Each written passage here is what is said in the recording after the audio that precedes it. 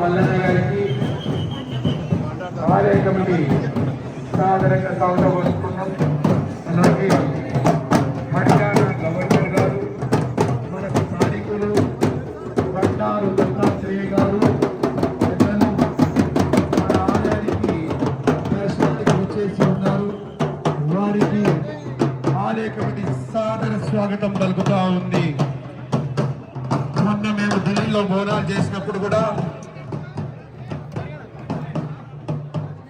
వారు ఆ బోనాలను హాజరై అమ్మవారి ఆశీస్సులు పొంది ఆలయ కమిటీకి ప్రత్యేకంగా దీవెనలు ఇచ్చారు. వారికి ఆలయ కమిటీ సాధారణంగా స్వాగతం పలుకుతూ వారు చూపిస్తున్నటువంటి ఆదరణకు మేము సదా కృతజ్ఞతలము. వారు అమ్మవారి పైన ప్రత్యేక సాంప్రదాయ దుస్తులు, మంచి నుదుగున తిలకం దిద్దుకొని మన ఆలయ కమిటీ ఆలయానికి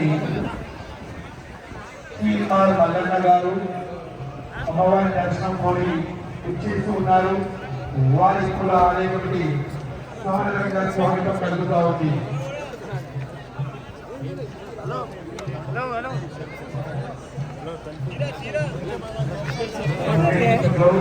మన ఆడపడులను గౌరవించుకోవడం, వారిని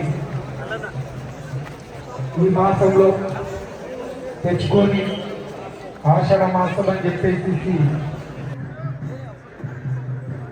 మరి దత్తాత్రేయ గారు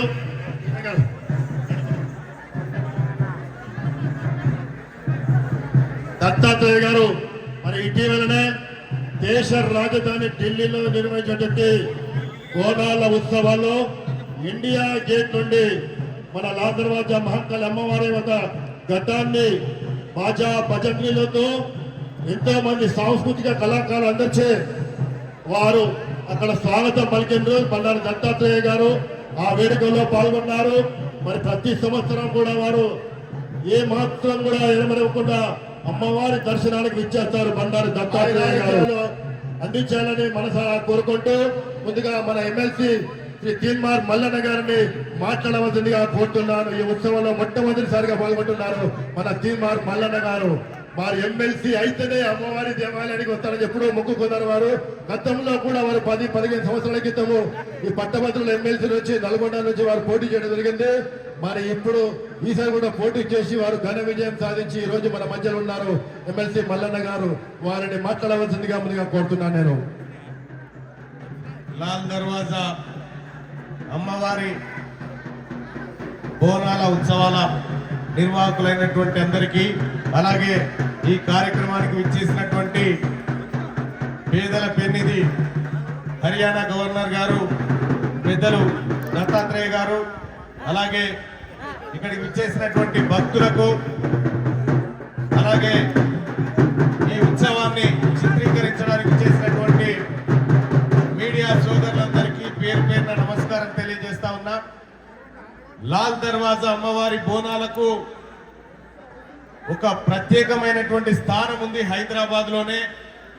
అమ్మవారిని దర్శించుకుంటే సకల భాగ్యాలు కలుగుతాయని చెప్పి, శుభాలు జరుగుతాయని చెప్పి, సకాలంలో వర్షాలు పడుతాయని చెప్పి, ప్రజలు ఆయురారోగ్యాలతో ఉంటారని చెప్పి ప్రగాఢమైనటువంటి విశ్వాసం ఉంది.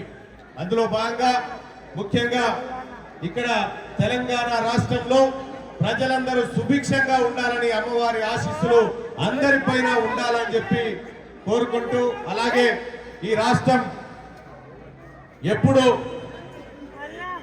పచ్చగా ఉండాలని, ప్రజలంతా సంతోషంగా ఉండాలని నేను అమ్మవారిని వేడుకోవడం జరిగింది. ఇక్కడికి ఆహ్వానించినటువంటి ఉత్సవ కమిటీకి అలాగే పెద్దలందరికీ పేరు పేరున నమస్కారాలు తెలియజేస్తాం.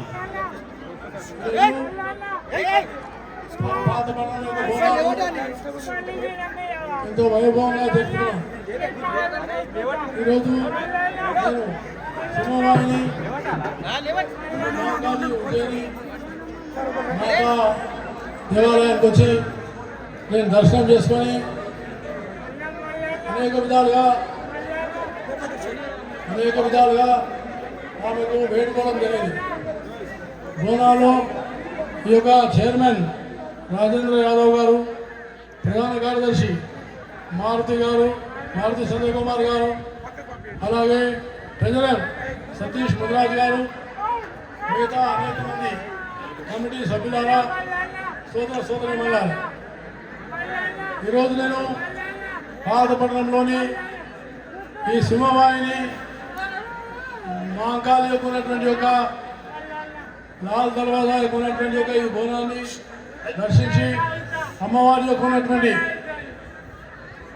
ఆమెను పూజించి ఆమెను ప్రార్థించి ఈ ఆషాఢ మాసంలో జరిగే బోనాల్లో